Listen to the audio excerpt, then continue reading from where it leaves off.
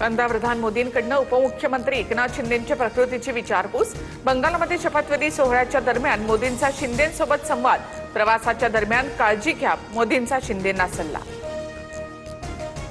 वारकरी संप्रदायामधील घुसखोरांच्या यादीवरून वाद चिघळला। आळंदीमध्ये पवारांच्या राष्ट्रवादीच्या विकास लवांडेंवर शाईफेक। संग्राम भंडारेंसह 10 ते 12 जणांवर लोणी काळभोर पोलीस ठाण्यामध्ये गुन्हा दाखल। पिस्तूल दाखवून मला जीवे मारण्याचा प्रयत्न, विकास लवांडे यांचा गंभीर आरोप। शाईफेक करणाऱ्या गुंडांचा तात्काळ बंदोबस्त करण्याची मागणी।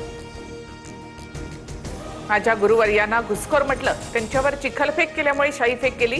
15 दिवसांचा वेळ लागल्यामुळे वारकरी संप्रदायाची दिलगिरी व्यक्त करतो। संग्राम भंडारे यांची TV9 ला प्रतिक्रिया। शाईफेक प्रकरणानंतर विकास लवांडेंवर दुग्धाभिषेक। लोणी काळभोर पोलीस ठाण्याच्या बाहेरच समर्थकांकडून लवांडेंवर दुग्धाभिषेक।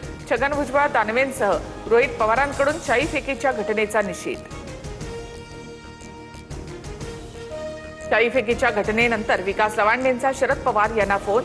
रोहित पवारांसमोर लवांडेंनी पवारांना फोनवरून घटनेची माहिती दिली। पवारांनी लवांडेंना भेटीसाठी बोलावल्याची माहिती। MIM नगरसेवक मतीन पटेलचा कथित आक्षेपार्ह व्हिडिओ व्हायरल। महिलांचे अश्लील व्हिडिओ रेकॉर्ड करून ब्लॅकमेल करत असल्याची माहिती। निदा खानला आसरा देण्याच्या आरोपामध्ये मतीन पटेलवर गुन्हा दाखल।